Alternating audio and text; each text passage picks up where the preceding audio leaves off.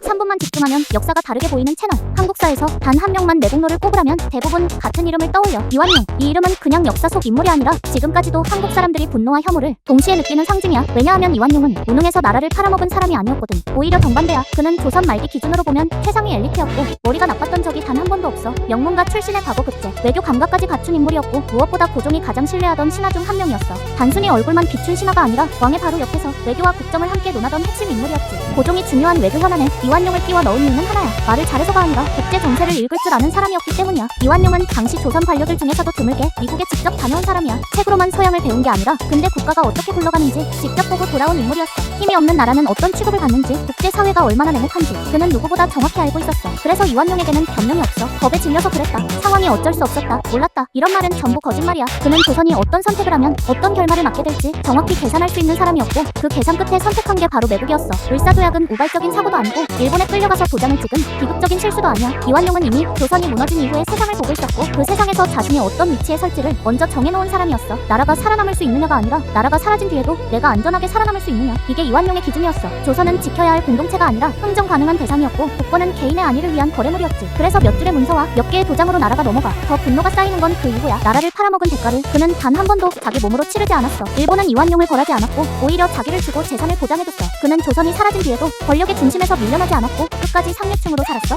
수많은 백성들이 나라를 잃고 무너질 때 그는 안전한 집안에서 다음 권력을 계산하고 있었지. 그래서 이 이름은 시간이 지나도 사라지지 않는 거야. 무능해서 나라를 잃은 인물은 시간이 지나면 잊혀지지만 모든 걸 알고도 나라를 팔아버린 사람은 절대 잊히지 않거든. 이완용은 단순한 친일 관료가 아니야. 시대에 떠밀린 희생자도 아니고 패배한 나라에서 어쩔 수 없이 살아남은 인물도 아니야. 그는 정보와 선택권을 모두 쥔 상태에서 국가보다 자신을 선택한 사람이야. 그래서 한국 사람들이 분노하는 지점도 여기에 있어. 나라를 지키지 못한 것보다 지킬 수 있었던 위치에 있으면서도 지키지 않았다는 사실. 더 씁쓸한 건 해방 이후야. 대한민국은 친일파를 제대로 청산하지 못했고 그 결과 이완용의 후손들은 대대로 잘 먹고 잘 살았어. 이 사실 자체가 지금까지도 분노를 키우는 이유야. 과거의 배신이 현재까지 이어지고 있다는 느낌, 정의가 완전히 바로 서지 못했다는 감정이 남아있는 거지. 그래서 이완용 이야기는 과거로 끝나지 않아. 엘리트가 많다고 나라가 안전해지는 것도 아니고 많이 배웠다고 모두가 공동체를 선택하는 것도 아니야. 결정적인 순간에 무엇을 기준으로 선택하느냐, 그 한 번의 판단이 나라의 운명을 갈라. 조선은 일본의 총칼만으로 무너진 게 아니야. 모든 걸 알고 있던 내부 엘리트가 끝내 국가보다 자신을 택했을 때 나라는 그렇게 조용히 사라졌어. 이게 한국사 최고의 매국노라는 말이 지금까지도 이완용에게 붙어있는 이유야. 유익했다면 구독과 좋아요 그리고 댓글까지 꼭 남겨줘.